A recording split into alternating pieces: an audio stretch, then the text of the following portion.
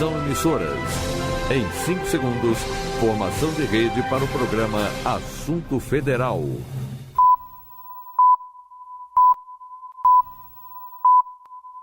Está no ar o Assunto Federal. Conteúdo que faz a diferença. Olá, ouvinte. Hoje é segunda-feira, 6 de janeiro de 2025. Começa agora o Assunto Federal, com muita informação e prestação de serviço para você. Eu sou Luciano Seixas e o nosso encontro está só começando. Fico com você sempre de segunda a sexta, ao vivo, das 4 às 5 da tarde, pelo horário de Brasília, pelo streaming do site radiogov.ebc.com.br e também via satélite para emissoras parceiras de todo o país. Fica com a gente porque aqui tem conteúdo que te interessa e que faz a diferença. Aqui o assunto é federal. Com os trabalhos técnicos do grande José Alves e a produção da equipe da Rádio Gov, da empresa Brasil de Comunicação, EBC, a gente começa agora com o nosso Giro de Notícias. É hora do Giro de Notícias. E para começar nosso giro de notícias de hoje, o Ministério da Saúde divulgou nota técnica, recomendações aos gestores estaduais e municipais diante do aumento dos casos de dengue e chikungunya no período de 2024 e projeções para 2025. Mais informações com Lademir Filipim. O documento é direcionado especialmente aos novos gestores municipais e reforça a necessidade de monitoramento constante do cenário epidemiológico, implementação de medidas de controle de vetores e preparação das redes de saúde já nos primeiros meses de 2025. Modelagens preditivas apontam para uma incidência elevada de casos de arboviroses em estados como São Paulo, Rio de Janeiro, Espírito Santo, Tocantins, Mato Grosso do Sul e Paraná, acima do observado em 2024. Segundo o documento, a continuidade do fenômeno El Niño em 2025 pode intensificar a situação devido ao impacto no clima e nas condições favoráveis à proliferação do mosquito Aedes aegypti. A nota técnica alerta ainda para o aumento da circulação do sorotipo 3 da dengue nas últimas semanas de 2024, especialmente no Amapá, São Paulo e Minas Gerais. Da agência Rádio Gov em Brasília, Lademir Filipim. Valeu, Lademir. É importante isso aí porque tem prefeitos novos assumindo, né? As prefeitas já assumiram, tudo bem, foi dia 1º lá, a posse e tal. Então é importante eles receberem um balanço de 2024 e os alertas para 2025 em várias áreas. E aqui a gente está falando da área de saúde, a dengue voltando com força. A dengue é ruim, chikungunya diz que é pior ainda. Dengue eu já tive, chikungunya, se Deus quiser, nunca jamais terei, né? E a dengue tem vacina, só que é cara para danar. A vacina custa R$800 as 2 doses, né? Aqui em Brasília, não sei como é que tá pelo Brasil. E tem na área pública, né? Na saúde pública, em algumas situações, para alguns grupos de pessoa. Quem puder, eu recomendo tomar a vacina contra a dengue, tá legal? Porque com essas chuvarada que tá caindo em vários lugares do Brasil, o aumento de mosquito é inevitável. Então, o aumento de risco de contrair a doença também é inevitável. Olha, a Caixa Econômica Federal começou a pagar hoje o auxílio extraordinário aos pescadores de municípios da região norte do país que foram afetados pela seca ou estiagem. A parcela é única, no valor de R$ 2.824 e será paga por meio de crédito em conta do titular do beneficiário, inclusive na conta Poupança Social Digital, aberta automaticamente pela Caixa. A ordem do depósito será feita de acordo com o final do CPF do titular. Recebem o auxílio hoje os CPFs que terminam 0 e 1, amanhã 2 e 3, na quarta-feira os CPFs que terminam em 4 e 5 e assim por diante. O último depósito será feito na sexta-feira, R$ 2.824. Esse dinheiro é para ajudar os pescadores que recebem o seguro-defeso e moram nas cidades da região norte que declararam situação de emergência por causa da seca ou estiagem em 2024. Agora uma notícia para os moradores do Distrito Federal. O BNDES, Banco Nacional de Desenvolvimento Social, anunciou um financiamento para aumentar a linha do metrô de Brasília. Vamos conferir as informações com José Carlos Andrade. O Banco Nacional de Desenvolvimento Econômico e Social, BNDES, aprovou um financiamento no valor de R$400 milhões para o governo do Distrito Federal, GDF, realizar obras na linha 1 do metrô no trecho Samambaia. O projeto, que integra o novo PAC, vai transportar uma população adicional de aproximadamente 10 mil passageiros por dia. A Companhia do Metropolitano do Distrito Federal, MetroDF, vai fazer o prolongamento da via por quase 4 quilômetros. Ao todo, 2 novas estações vão ser construídas nas proximidades da Unidade de Pronto Atendimento, UPA, e do Centro Olímpico. As obras também contemplam a construção de 3 viadutos com passagem de pedestre integrada e 4 passarelas aéreas localizadas nos principais pontos de circulação para garantir a acessibilidade dos usuários. O presidente do BNDES, Aloysio Mercadante, explica que o projeto é um compromisso do governo Lula com a melhoria da qualidade de vida da população. Segundo Mercadante, a expansão do transporte sobre trilhos vai contribuir para a redução de congestionamentos, do tempo de viagem, da quantidade de acidentes e das emissões de 8 mil toneladas de CO2 por ano. O ministro da Casa Civil, Rui Costa, destaca que os investimentos impactam na produção tecnológica da indústria nacional e abre oportunidades para novos negócios.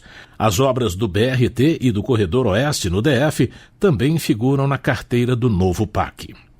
Da agência Rádio Gov em Brasília, José Carlos Andrade. Olha aí, governo federal chegando à capital para ampliar o metrô. O metrô daqui é pequenininho, besteirinha de nada, os trens são pequenos, a via é pequena, só tem uma linha e meia, né? E vão aumentar essa meia aí com 3,8 quilômetros e isso vai custar 445 milhões de reais. Não é fácil não o metrô, hein? Para ter mais 2 estaçõezinhas só. É coisa pequena. Imagina São Paulo, aquele mundão lá. Imagina Londres e Paris, né, que tem os metrôs gigantescos, mas também você sabe que Londres tem um metrô de mais de 100 anos. Há 120 anos atrás os caras já pensavam nisso. Olha como é que a gente está atrasado, né? É por isso que é preciso investir em ciência e tecnologia no país. Bom, para fechar o nosso giro de notícias de hoje, vamos de premiação. Fernanda Torres venceu o Globo de Ouro como melhor atriz do filme de drama, pela atuação em Ainda Estou Aqui. No filme, Fernanda revive a história real de Eunice Paiva, advogada e mãe do escritor Marcelo Rubens Paiva. Eunice passou 40 anos procurando a verdade sobre Rubens, interpretado pelo Selton Mello, seu marido desaparecido durante a ditadura militar no Brasil. Nas redes sociais, o presidente Lula parabenizou Fernanda e destacou que a atriz é orgulho do Brasil. A ministra da Cultura, Margarete Menezes, também parabenizou a atriz pelas redes sociais e gravou um vídeo falando da importância do filme para a cultura. Vamos ouvir um trecho. Oi, gente, gravando esse vídeo aqui para parabenizar a Fernanda Torres. Ontem eu fiquei até tarde aqui, eu acho que como todo o Brasil, todo mundo que ama a cultura, ama a arte, né, e estava torcendo por ela, torcendo pelo filme. Parabenizar o Walter Salles por esse filme necessário. Ainda Estou Aqui é um filme que precisa ser contado, que representa a história de muitas pessoas, né? A história da família Paiva, assim como a história de tantas outras pessoas que sofreram com a ditadura, precisam ser contadas. E nós precisamos, de uma vez por todas, acabar com esse fantasma da ditadura no nosso país, né? Parabenizar o Selton Mello, a Fernanda Montenegro, nossa estrela maior, nossa rainha. Viva o cinema nacional, estamos juntos, queremos fazer, sim, cada vez mais políticas culturais para fortalecer a cultura brasileira, fortalecer as nossas histórias. Beijo para todos. Você está ouvindo o Assunto Federal, conteúdo que faz a diferença. Tem 10 minutinhos? A hora de evitar a proliferação dos focos do mosquito é agora. Aproveita que tá esperando o bolo assar para eliminar qualquer água parada. Tem 10 minutinhos esperando o mozão escolher o filme? Aproveita para colocar areia nos pratinhos de plantas. Tem 10 minutinhos para esperar o time entrar em campo. Aproveita para dar uma geral no quintal e relembrar os vizinhos. 10 minutos por semana fazem total diferença para eliminar focos do mosquito e prevenir dengue, zika e chikungunya. Tem 10 minutinhos? A hora de prevenir é agora. Ministério da Saúde, Brasil, União e Reconstrução. Assunto Federal.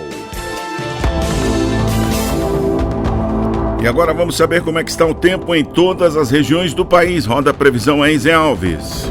Previsão do tempo para esta segunda-feira, 6 de janeiro de 2025. Centro-Oeste. Brasília, capital federal, tem nesta segunda-feira tempo nublado com pancadas de chuva e trovoadas isoladas. Os termômetros registram mínima de 19 e máxima de 26 graus. A umidade do ar é de 90% a 55%. Itapuranga, em Goiás, comemora aniversário com tempo nublado com pancadas de chuva e trovoadas isoladas. Temperatura mínima é de 23 e a máxima de 29 graus. Umidade relativa do ar é de 100% a 95%. Nordeste. São Luís do Maranhão apresenta muitas nuvens com pancadas de chuva e trovoadas isoladas. A temperatura marca mínima de 25 e máxima de 31 graus. Umidade do ar vai de 95% a 60%. Inajá, em Pernambuco, celebra aniversário com sol entre muitas nuvens. A temperatura oscila entre 21 e 38 graus e a umidade do ar é de 85% a 30%. Norte. Manaus, no Amazonas, fica com muitas nuvens, com possibilidade de chuva isolada. A temperatura mínima é de 24, máxima de 31 graus, umidade do ar é de 95% a 60%. O município de Vigia, no Pará, festeja aniversário com tempo nublado, com pancadas de chuva e trovoadas isoladas. A temperatura mínima é de 25, máxima de 30 graus, umidade do ar de 100% a 80%. Sudeste. São Paulo tem sol entre muitas nuvens. Temperatura mínima de 16 e a máxima de 25 graus. Umidade do ar de 90% a 40%. Angra dos Reis, no Rio de Janeiro, comemora aniversário com sol entre muitas nuvens. Temperatura mínima de 16 e a máxima de 27 graus. A umidade do ar é de 100% e 80%. Sul. Porto Alegre, capital gaúcha, tem sol entre muitas nuvens. A temperatura mínima é de 17, a máxima é de 29 graus, com umidade que varia entre 90% a 30%. Criciúma, em Santa Catarina, festeja aniversário com muitas nuvens, com possibilidade de chuva isolada.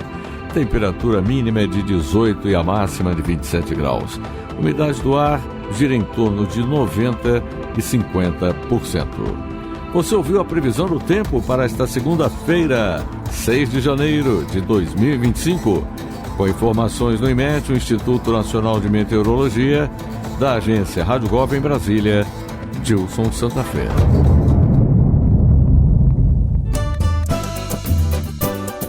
Vamos lá, aproveito para mandar aquele abraço para todos os moradores das cidades que a gente ouviu aí, que fazem aniversário hoje, né? Parabéns para Itapuranga, em Goiás, Inajá, em Pernambuco, Vigia, no Pará, Angra dos Reis, no Rio de Janeiro e Criciúma, em Santa Catarina, que completam mais um ano hoje.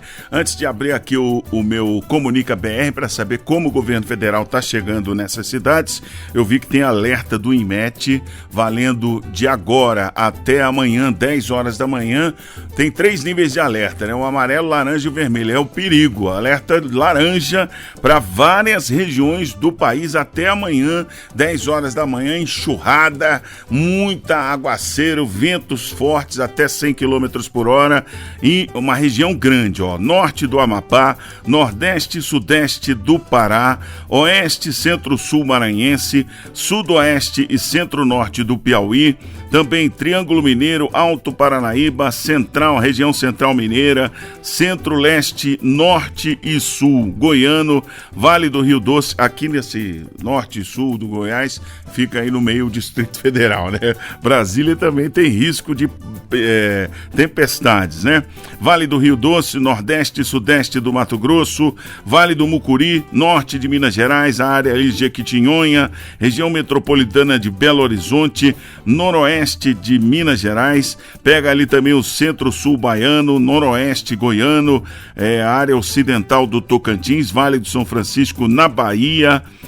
Na Bahia também tem Sul Baiano, Zona da Mata Centro-Sul da Bahia, Litoral do Espírito Santo, toda essa área aí é uma faixa bem grande que está com risco. Na verdade, são duas faixas, né? Que começa lá no Amapá e vem até o litoral do Espírito Santo, essas duas faixas, com risco grande, né? O grau de severidade é de perigo. Ventos de até 100 km por hora até às 10 horas da manhã desta terça-feira, dia 7 de janeiro. Então, atenção aí, porque a tempestade vai ser pesada.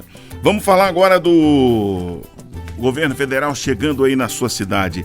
Itapuranga de Goiás está fazendo aniversário hoje, né?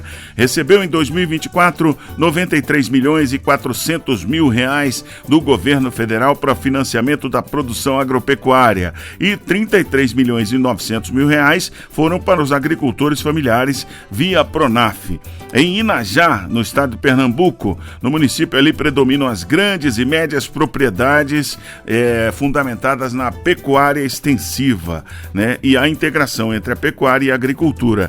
Lá foram ofertados 11 milhões e 700 mil reais para a grande produção, esse pessoal que é mecanizado, né? Que é grandes territórios, e 1 milhão e 700 mil reais para a agricultura familiar via Pronaf, é aquele pessoal que produz mais em horta, né? Para a alimentação das famílias. Vigia, no Pará, tem o círio mais antigo do estado do Pará. Acontece lá há mais de 300 anos, sempre no segundo domingo de setembro. Mas Vigia está fazendo aniversário hoje. Tem aproximadamente 54 mil habitantes e 11 mil famílias recebem o benefício do Bolsa Família com o valor médio mensal de 685 reais. Angra dos Reis, no Rio de Janeiro, tem esse nome exatamente em homenagem aos Reis Magos. Hoje é dia dos Santos Reis, né? Angra dos Reis tem o seu litoral aí 365 ilhas. Uma para cada dia do ano, hein? A ideia é que lá tem muita gente rica, né? Mansões, moradores ricos. O IDH é alto lá, o Índice de Desenvolvimento Humano de Angra dos Reis. O PIB per capita também é bem altinho. Mesmo assim, tem 17.700 famílias que precisam da ajuda do governo federal para não passar fome, não passar dificuldades. 17.700 famílias que recebem, em média, R$ 682 por mês do Bolsa Família em Angra dos Reis. Criciúma, Santa Catarina, município é polo internacional, setor da indústria de plásticos descartáveis, indústria química, metal mecânica, confecção, cerâmica e também extração mineral, além de importantes construtoras, e as maiores redes supermercadistas de Santa Catarina nasceram lá em Criciúma. Em 2024, foram oferecidos 444 milhões de crédito produtivo ao setor privado através dos bancos federais, e 65 milhões de reais foram contratadas em operações pelo Pronamp, que é uma linha de crédito do governo federal para micro e pequenas empresas. É assim que a gente vê, e você também pode ver através do Comunica BR como o governo federal está chegando aí na sua cidade. É só jogar lá na internet Comunica BR, tá legal? Você ainda vai ouvindo o nosso assunto federal, os destaques da Voz do Brasil de hoje e muito mais. Fique com a gente. Agora, pelo horário de Brasília, são 4h18. Você está ouvindo o Assunto Federal, conteúdo que faz a diferença. Momento Entrevista. A gente estava falando agora há pouco da ajuda para os pescadores, né? Por causa da seca no norte e a enchente no sul continua lá dando trabalho, né? O pagamento do auxílio reconstrução para as famílias gaúchas após as enchentes do Rio Grande do Sul continua. Criação de um novo sistema de alerta de defesa civil, a atuação do governo federal para a segurança hídrica na região Nordeste. Esses foram alguns temas da entrevista com o ministro Valdez Góes, da Integração e do Desenvolvimento Regional. Nós vamos ouvir agora o bate-papo feito com a editora-chefe da Voz do Brasil, Mariana Jungmann. E então eu queria que o senhor falasse um pouco das ações desenvolvidas pelo Ministério da Integração e do Desenvolvimento Regional em relação a esses eventos climáticos. Realmente nós tivemos, tanto 2023 e agora 2024, um ano bem desafiador.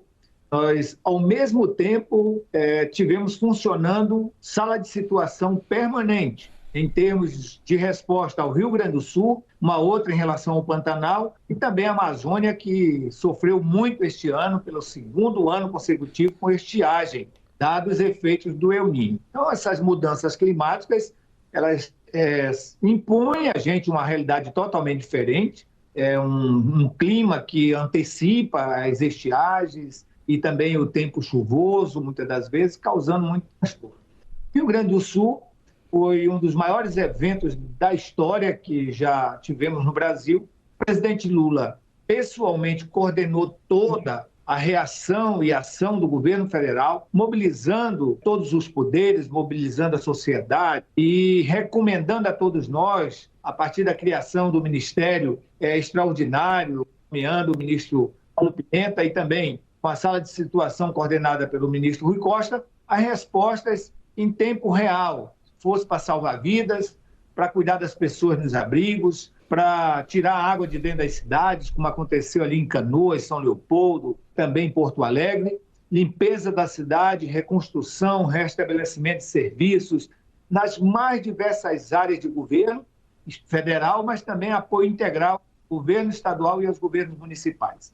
Você sabe que foram dezenas de medidas, medidas legislativas, decretos, medidas provisórias, que chegaram à soma de quase 100 bilhões de reais, onde só o Ministério da Integração tivemos aprovado até a data de hoje mais de 1.200 planos de trabalho, respondendo a mais de 1 bilhão e 200 milhões de reais, dos quais aí grande volume para reconstrução e, além disso, ter a responsabilidade de pagar o auxílio reconstrução criado pelo presidente Lula especificamente para as famílias atingidas no Rio Grande do Sul por esses problemas dos eventos, de 5 mil reais, onde nós apoiamos mais de 400 mil famílias, pagando em torno de 2 bilhões de reais de auxílio reconstrução a essas famílias atingidas e continuamos esse processo ainda atendendo milhares de famílias. Então, a resposta foi muito forte. No segundo mês pós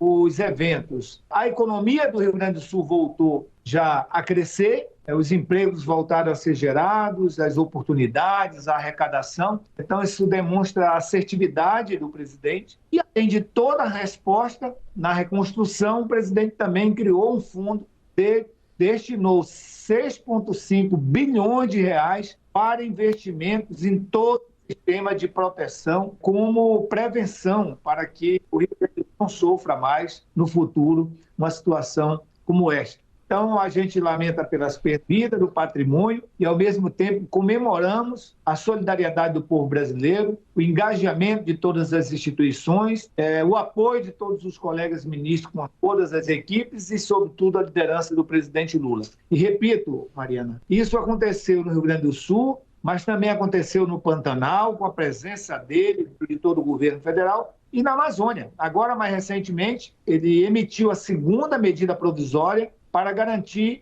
2 salários mínimos a 115 mil pescadores da Amazônia, já como uma nova lista de pescadores atingidos pela estiagem. Então, na primeira lista, pagou aí a 470 mil pescadores 2 salários mínimos, e agora que a gente espera ainda até final do ano, também seja pago a mais 115 mil pescadores. Então, a assistência foi dada em todas as regiões do país pelo governo do presidente Lula, em todas as situações desafiadoras que a falta ou excesso de água ou de sociedade, os desafios que você conhece, que nós conhecemos muito bem. E foi também, né, ministro, a partir desses eventos climáticos que se desenvolveu um novo sistema de defesa civil, um novo sistema de alerta da defesa civil que já começou a ser implantado nas regiões sul e sudeste, né?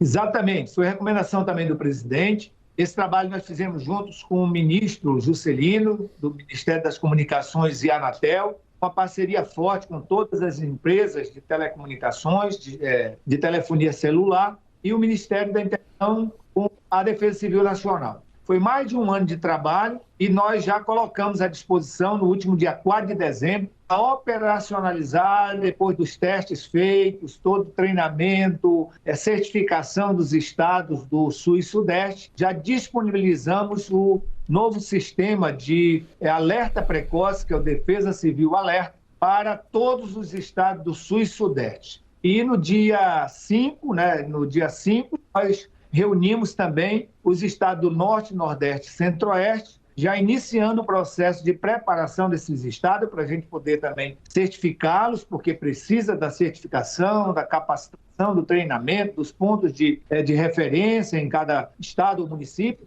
e até plano de contingência, uma vez que nós vamos alertar com uma mensagem do monitoramento que nós fazemos da situação de um evento, de um desafio que aquela região vai passar, aquele estado vai passar. Então é necessário que aquela comunidade também, sob a liderança daquele governo municipal ou estadual, tenha um bom plano de contingência, pessoas saibam como é a rota de fuga, onde deve se abrigar, enfim, todos os cuidados. A partir desse primeiro trimestre de 2025, a gente já começa também a operar o Norte, Nordeste e Centro-Oeste. O importante é que os estados do Sul e Sudeste, onde já começam a chegar novamente os desafios dos grandes eventos, já estão com um sistema moderno que poucos países do mundo se utilizam, mas que o Brasil se preparou, capacitou, treinou e também habilitou os estados já do Sul e Sudeste para assim utilizar. Tenho certeza que isso vai salvar muitas vidas, muito patrimônio, mas também, sobretudo, nos preparar e criar resiliência para lidar com essas situações desafiadoras dos eventos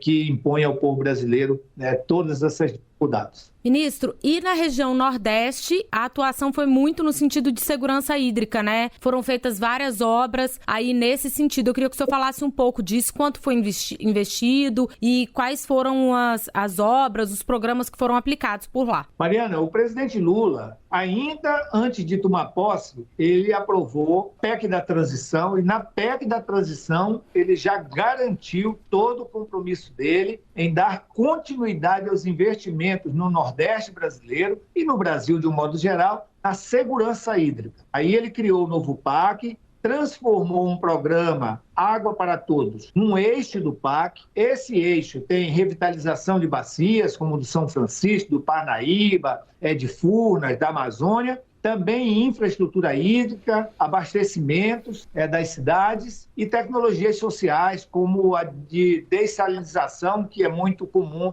esses investimentos também no Nordeste brasileiro, no semiárido brasileiro. Destinou para esse eixo do PAC 30 bilhões de reais. Eu cuido em quase 50% desse valor, lógico, agenda de 4 anos de governo, sobretudo com infraestrutura hídrica. Você sabe que já foi aplicado na transposição de São Francisco, no eixo norte e leste, em torno de 12 bilhões a 13 bilhões de reais, e agora a gente tem quase 15 bilhões de reais sendo aplicado ao longo do governo do presidente Lula até 2027, na ampliação de toda essa rede de infraestrutura hídrica. Posso dar exemplo aqui, o ramal do Salgado no Ceará, o cinturão das águas também no Ceará, o Apodi e Oticica no Rio Grande do Norte, a vertente litorânea na Paraíba, a adutora do Agreste Pernambucano, agora também a adutora do Agreste Alagoano, que já está em obra, e futuramente da Bahia. Então, os investimentos são significativos, gerando emprego e renda,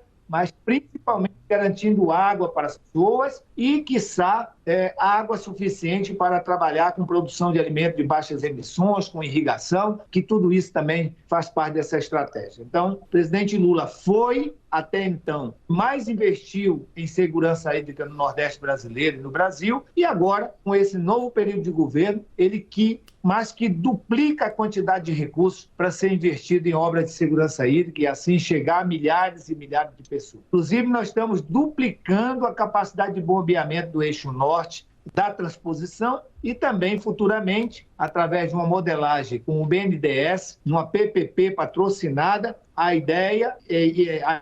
o compromisso do governo do presidente Lula é garantir o bombeamento da capacidade de 100% tanto do eixo norte quanto do eixo leste da transposição. Uma vez que mais canais estão sendo feitos, adutoras, para servir a comunidade nordestina, nós precisamos aumentar também a capacidade de bombeamento da transposição de São Francisco. Já fizemos a contratualização de ampliar em 100% no eixo norte e agora, com essa modelagem do BNDES, a gente pretende futuramente ter implantado 100% a capacidade de bombeamento na transposição de São Francisco. Acabamos de ouvir a entrevista com o ministro da Integração e do Desenvolvimento Regional, Valdez Góes. Para ouvir esse e outros conteúdos, acesse radiogov.ebc.com.br. Rádio Gov, tudo o que você precisa saber. Você que já serviu as Forças Armadas, atenção, chegou a hora de viver esse orgulho mais uma vez. A Semana do Reservista vem aí. Nos 4 primeiros anos, você pode se apresentar online. No 5º ano, você deve se apresentar no quartel mais próximo. Venha rever seus amigos e cumprir a missão de cooperar com a garantia da soberania nacional. Acesse gov.br/defesa e saiba mais. Ministério da Defesa, Brasil, União e Reconstrução. Você está ouvindo o Assunto Federal, conteúdo que faz a diferença. E aí, você sabe o que é coquita? Já ouviu falar disso, Zé Alves? Coquita? Pois é, o substrato da casca do coco. Coquita eu até sabia, agora substrato, que diabo é substrato? O que é coquita, Leleco? Leleco sabe, né? Coquita é o substrato da casca do coco. Ele está sendo usado, por exemplo, para a produção de mudas de hortaliças. Vamos conhecer agora o uso desse composto no Prosa Rural, programa da Embrapa. Roda aí, Zé. Vem aí, mais um programa Prosa Rural, com informações preciosas para você que vive no campo. O Prosa Rural é o programa de rádio da Embrapa.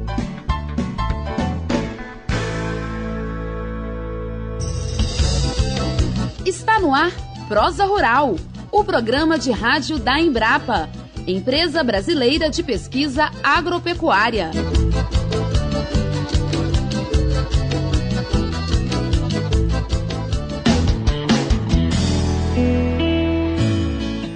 Olá, minha gente, aqui é o Jorge Macau e hoje vamos apresentar um tema que tem grande impacto no meio ambiente. Não é isso mesmo, Juliana? Olá, meu povo! Isso mesmo, Macau! Estamos falando da coquita, um substrato produzido a partir de resíduos da casca do coco seco ou verde. Muito bem, então vamos voltar a 1992. Naquele ano, a Embrapa Tabuleiros Costeiros identificou no Distrito Industrial de Aracaju, Sergipe, pó de casca de coco em grandes quantidades numa área de uma usina de desfibramento desse resíduo, que vinha da cadeia produtiva do coqueiro na região. Após alguns estudos, a Embrapa concluiu que esse pó tinha características físicas e químicas muito importantes e poderiam substituir com grandes vantagens a vermiculita, que até aquela época era considerado o principal componente do substrato agrícola. Daí que surgiu o nome coquita. Esse substrato, produzido a partir da casca do coco, Juliana, proporciona condições favoráveis tanto para a germinação de sementes, como para o desenvolvimento do sistema radicular e desenvolvimento também da parte aérea de mudas de diversas espécies vegetais.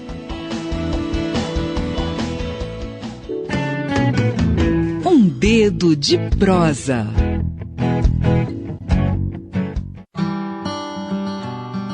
E para falar sobre esse assunto, convidamos uma especialista responsável pelos estudos do substrato coquita em Sergipe, a pesquisadora Maria Urbana Correa Nunes. Doutora Urbana, explica pra gente como é feito o substrato coquita. As cascas de coco seco e verde, descartadas como lixo no meio ambiente, são coletadas e trituradas, gerando 2 produtos, o pó e a fibra. Este pó é separado das fibras por peneiramento, lavado e seco ao sol, tornando o principal constituinte do substrato coquita. Atualmente em 3 formulações. E quais são essas formulações, pesquisadora? O coquita bove é uma formulação feita com esterco curtido ou com composto orgânico, feito com esse esterco mais a casca de coco, verde ou seco. As proporções a misturar para se obter o coquita bove é de 30% de esterco curtido ou composto orgânico, mais 70% de pó. O coquita ave, ele é formulado também com pó da casca de coco seco ou verde e esterco de aves, que pode ser a cama de frango ou o esterco de galinha de postura. Esterco curtido ou composto orgânico com este tipo de esterco e casca de coco. A formulação do coquita ave consta de 70% de pó mais 30% de esterco curtido ou composto orgânico. Essas proporções são em volume. Coquita Mix é uma formulação que envolve pó de casca de coco, composto orgânico ou esterco curtido e humus de minhoca. Ah, entendi. Existem diversas formulações da coquita. Interessante. Doutora Urbana, e quais são as maneiras de fazer a formulação da Coquita Mix? Existem 3 maneiras de fazer essa formulação. A primeira é a mistura de 70% de pó de casca de coco, mais 20% de composto orgânico ou esterco curtido, que pode ser bovino ou aves, e mais 10% de humus de minhoca. A segunda maneira de fazer o Coquita Mix é misturando 50% de pó de casca de coco, mais 35% de composto orgânico, mais 15% de humus de minhoca. E a terceira maneira de fazer a Coquita Mix é usando 35% de pó de casca de coco, mais 65% de humus de minhoca. Perfeito! Agora explica pra gente, pesquisadora, o que deve ser observado nessas formulações.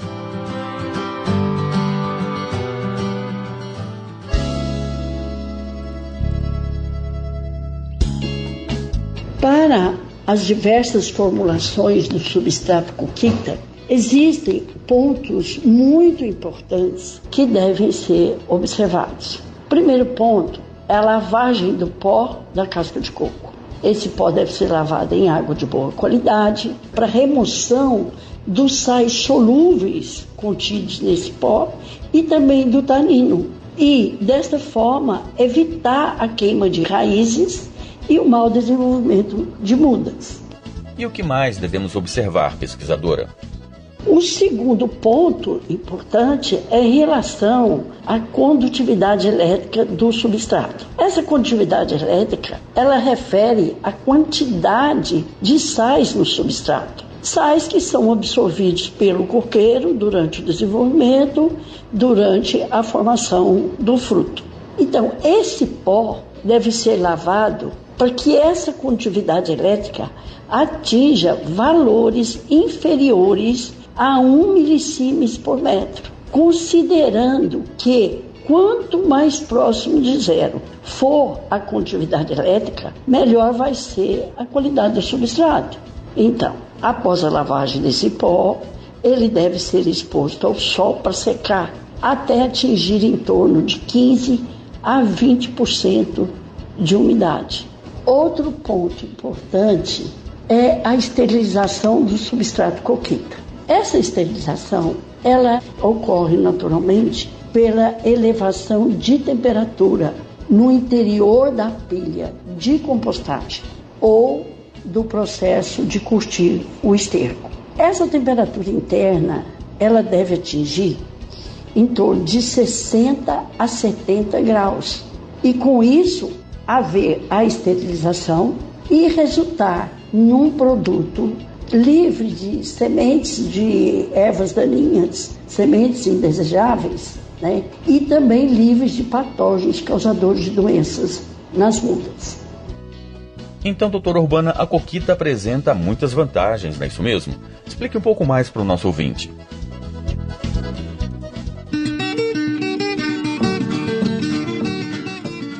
O aproveitamento da casca de coco para a produção do substrato coquita contribui para uma destinação correta desse resíduo, que atualmente essas cascas são descartadas no meio ambiente e hoje temos um passivo ambiental de grande impacto negativo ao meio ambiente e à saúde humana, por meio de proliferação de mosquitos transmissores de doença, como é o caso da dengue e da chikungunya, e também constitui meio de proliferação de animais peçonhentos, animais venenosos, como as aranhas, escorpiões, cobras e outros. A segunda vantagem é que a casca de coco ela vem naturalmente da cadeia produtiva do coqueiro, sem necessidade de ser extraída do meio ambiente, como é o caso da vermiculita. Muito pelo contrário, nós vamos tirar o problema do meio ambiente e transformar num produto de qualidade e de muita importância na agricultura. Outra vantagem é que esse aproveitamento da casca de coco constitui uma nova fonte de renda para os agricultores, né? Porque eles podem produzir o substrato para uso próprio, para a produção das suas mudas, sem necessidade de comprar mudas externas, e também pode produzir esse substrato para comercialização. A terceira vantagem de usar a casca de coco na produção da coquita é a redução de dependência de insumos externos no sistema de produção de mudas. O próprio agricultor pode produzir o substrato coquita, dispensando a compra de substratos para a produção de mudas. Obrigado, doutora Urbana. Essas informações são realmente valiosas para o amigo produtor. Então, amigo ouvinte, o grande diferencial do substrato coquita é que a parte da matéria orgânica muitas vezes já está disponível na propriedade, como o esterco bovino, esterco de aves e humus de minhoca, o que reduz o custo de produção. Isso mesmo, Macau. O produtor rural José Adelson Fonseca tem uma experiência bem legal com o substrato coquita. A propriedade dele fica no município de Campo do Brito, Sergipe. Vamos ouvir.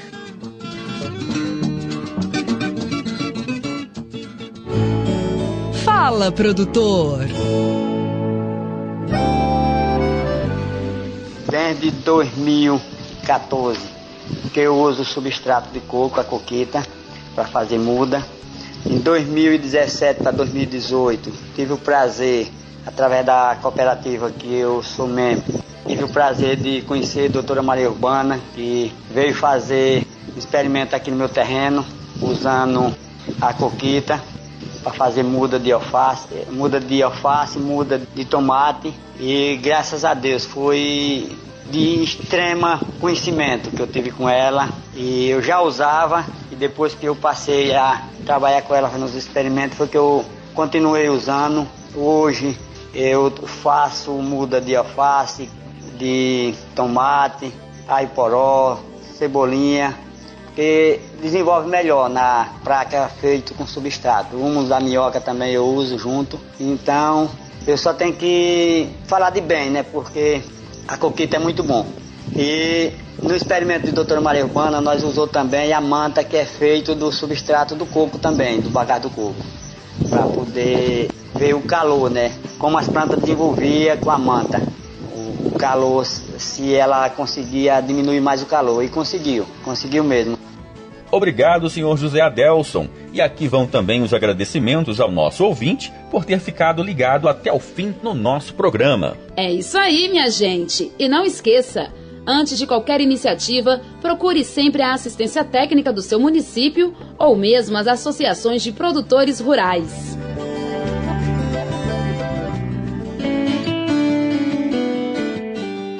Pois é, nosso programa chegou ao fim, mas já contamos com sua audiência para o nosso próximo encontro. Para saber mais sobre o substrato coquita, ligue para Embrapa Tabuleiros Costeiros. 79 é o DDD, telefone 4009-1344. Vou repetir, DDD 79, telefone 4009-1344. Mas se preferir um atendimento pela internet, acesse o nosso site www.embrapa.br. Ao pé da página você encontra o Serviço de Atendimento ao Cidadão, o SAC. O Prosa Rural se despede por aqui. Um grande abraço e até o próximo programa.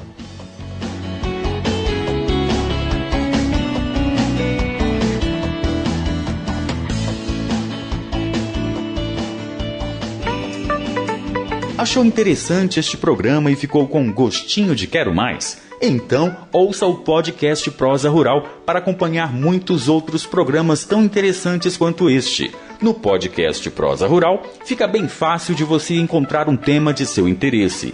Estão todos lá para você. É isso mesmo. O podcast Prosa Rural está disponível nas principais plataformas de áudio, como o Google Podcasts e o Spotify. Então passa lá e segue a gente para não perder nenhum episódio. Tem programa novo toda semana. O podcast Prosa Rural é produzido pela Embrapa. Te espero lá.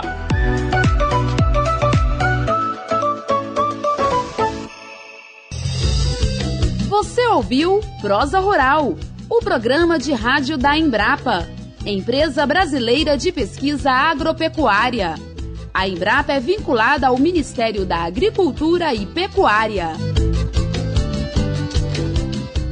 O Prosa Rural é uma produção da Superintendência de Comunicação da Embrapa. Roteiro Sayonara Marinho. Edição Jorge Macau. Apresentação Juliana Freire e Jorge Macau. Na técnica, Hamilton Gontijo. Coordenação de produção, Marcos Esteves. Conteúdo, Embrapa Tabuleiros Costeiros.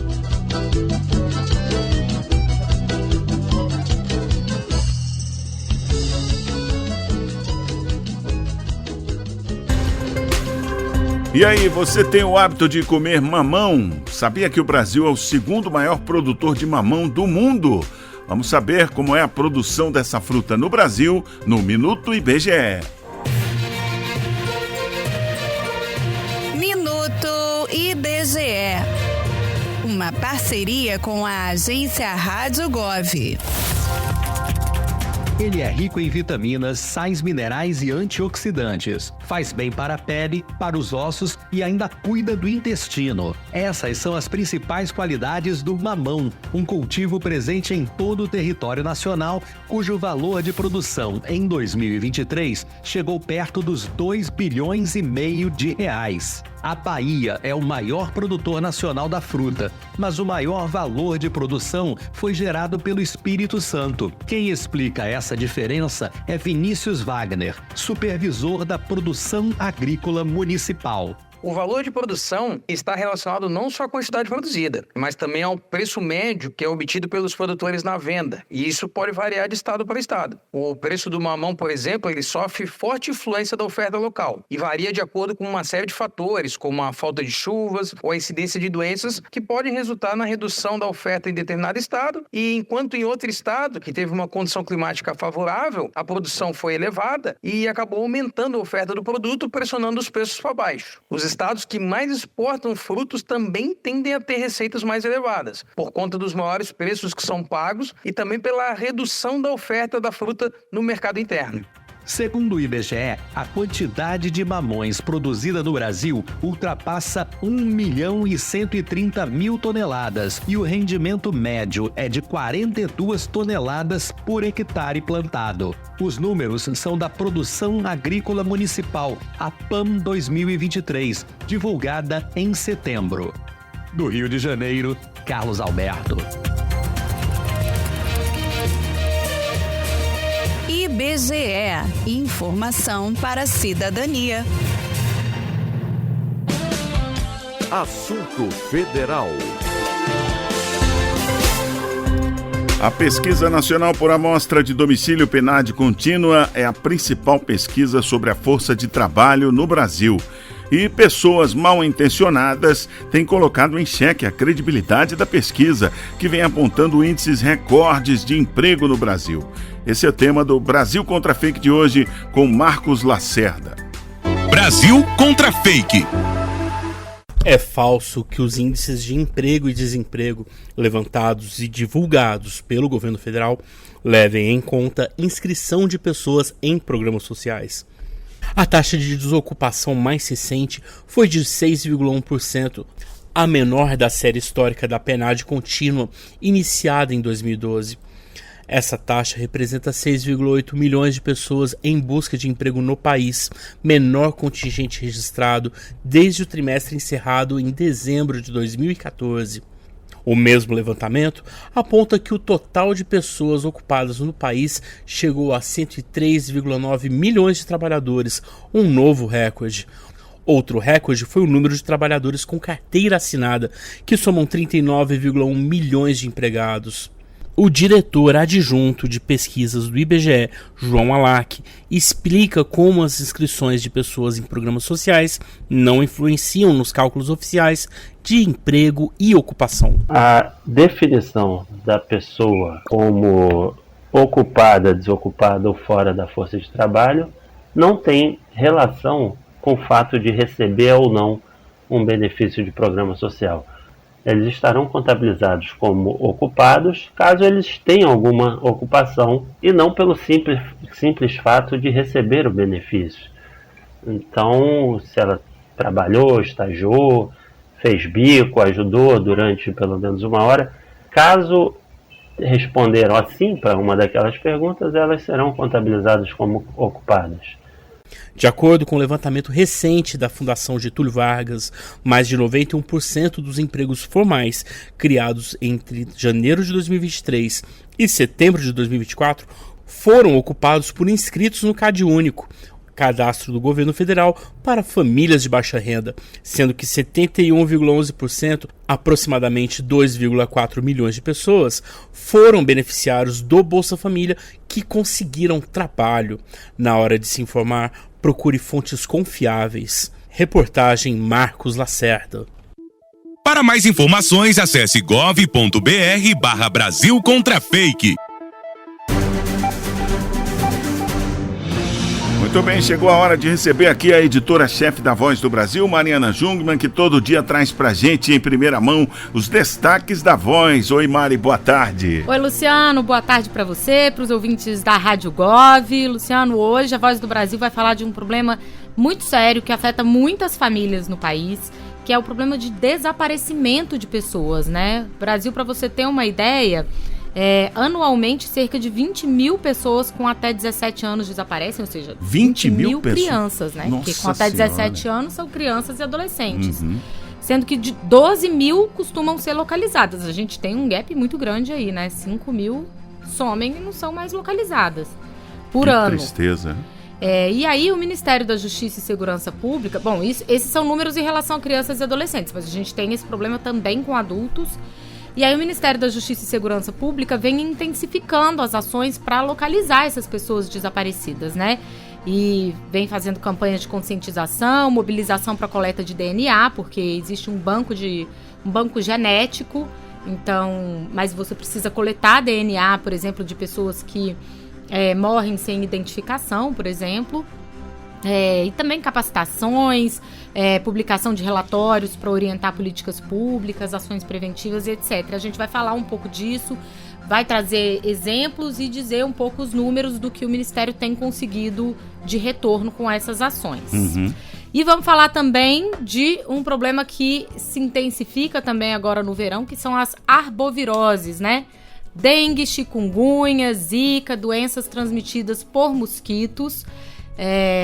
E a gente vai entrevistar hoje na Voz do Brasil a secretária de Vigilância em Saúde, Etel Maciel, e ela vai falar um pouco sobre as ações para controle das arboviroses e também, Luciano, do problema das fake news sobre vacina, né? Que ainda tem gente aí sabotando a vacinação da população. E a gente vai conversar com ela sobre isso. Bom, daqui a pouco às 7 da noite tem informação importante, como sempre na Voz do Brasil, né, Mari? É isso, Luciano. Eu e você daqui a pouquinho em todas as rádios do país. Obrigado, Mariana. Nos encontramos logo mais. Momento Serviço. O Ministério da Educação e a ANAC, a Agência Nacional de Aviação Civil, ofertam cursos em manutenção aeronáutica para alunos de baixa renda. Eu gravei um boletim explicando como funcionam as aulas do programa Asas para Todos. Vamos ouvir. O Ministério da Educação, em parceria com a Agência Nacional de Aviação Civil, está ofertando cursos técnicos em manutenção aeronáutica por meio do programa Asas para Todos. O MEC está investindo R$3.100.000 para a formação de 104 estudantes em São Paulo e no Distrito Federal. As capacitações gratuitas são oferecidas pelo Instituto Federal de São Paulo e pelo Serviço Social do Transporte e Serviço Nacional de Aprendizagem do Transporte, SEST-SENAT. As turmas são compostas por alunos de baixa renda que recebem bolsas de auxílio financeiro no valor de R$ 700 ao longo do curso. Metade das vagas são reservadas preferencialmente para mulheres, buscando a inclusão e diversidade na aviação brasileira. Os cursos técnicos são no formato subsequente, ou seja, para estudantes que já concluíram o ensino médio com duração de 24 meses e módulos teóricos e práticos. A previsão é que os alunos concluam o curso em 2027. Da agência Rádio Gov em Brasília, Luciano Seixas. E atenção, contribuintes do Simples Nacional, última chance para regularização e retorno ao regime. Termina neste mês, hein? Dilson Santa Fé volta com essas informações. A Receita Federal informa que durante o mês de janeiro de 2025 até o seu último dia útil, como determina o artigo da Lei Complementar de 2006, o portal do Simples Nacional estará disponível para que contribuintes que desejam ingressar ou reingressar no regime possam fazer o seu pedido de opção. Janeiro será um mês de oportunidade também para aqueles que foram excluídos do Simples Nacional em 2024 e desejam retornar ao regime. Dentre eles, os que não regularizaram seus débitos vinculados aos termos de exclusão enviados pelo RFB. Dos 1.876.334 contribuintes que receberam o citado termo e que regularizaram seus débitos no prazo previsto na legislação, continuarão no regime do Simples de forma automática. Os 1,5 milhão de contribuintes que não regularizaram sua situação serão excluídos a partir de janeiro de 2025. Para que esses CNPJ possam reingressar no regime, são oferecidas diversas opções para sua regularização, incluindo parcelamento e transação. Atualmente, o número expressivo de 23,4 milhões de contribuintes são abrangidos pelo Simples Nacional, sendo 16 milhões microempreendedores individuais, MEI. Da agência Rádio Gov em Brasília, Dilson Santa Fé. E agora um recado para você saber como participar aqui do Assunto Federal com a gente. Manda aí, Thaísa. Olá, ouvintes e radialistas parceiros de todo o país. Aqui quem fala é Thaísa Vitória, da equipe Rádio Gov, e eu tenho um convite para você. Tá com dúvidas sobre algum programa do governo federal aí na sua cidade ou na sua região? Ou quer saber mais sobre algum benefício, obra ou recurso do governo? A gente faz a ponte entre a sua pergunta e a resposta de fontes oficiais. É o quadro Manda Aí. Basta enviar a sua dúvida para o WhatsApp 61 99645 7037. Vou repetir. 61 99645 7037. Manda aí uma mensagem de texto ou de áudio dizendo o seu nome, o nome da sua cidade e estado e a sua pergunta. A nossa produção vai atrás da resposta. Então, não perde tempo, manda aí. É isso aí, pessoal. Estamos aguardando a sua mensagem. Manda aí. Tá esperando o quê? Manda aí. Agora, faltando 2 minutos para as 5, uma última notícia. Olha, termina hoje, quer dizer, daqui a pouco, na verdade, né? 6 da tarde, terminando o prazo para inscrições para o Prêmio Mulheres e Ciência do CNPq. Além das próprias candidatas, instituições também podem efetuar inscrições, indicando pesquisadoras para concorrer às categorias Estímulo e Trajetória. Coisa do CNPq é coisa fina, importante, né? Claro que ninguém vai estar preparando a tese agora, né, para entregar daqui a 1 hora, mas é sempre bom lembrar, né? Então, terminando o prazo de inscrições para o Prêmio Mulheres e Ciência do CNPq.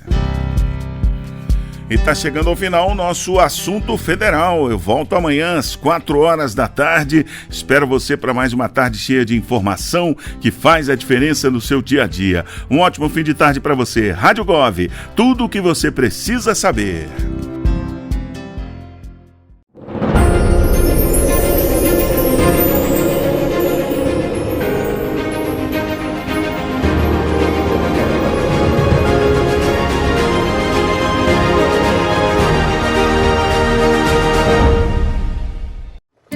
Precisamos ficar em alerta para 3 doenças causadas por diferentes vírus, mas que são transmitidas pelo mesmo mosquito, o Aedes aegypti. São elas: dengue, chikungunya e zika, consideradas graves, podem até matar se não forem tratadas. Assim, temos o dever de reforçar as medidas de prevenção para evitar o aumento de casos dessas doenças. A orientação é reforçar as ações para eliminar criadouros e possíveis focos do mosquito. É um combate diário em que somos responsáveis por nós e por toda a comunidade. Eliminando a água parada de uma vez só, excluímos a dengue, zika e chikungunya. Uma campanha Rede Ubuntu.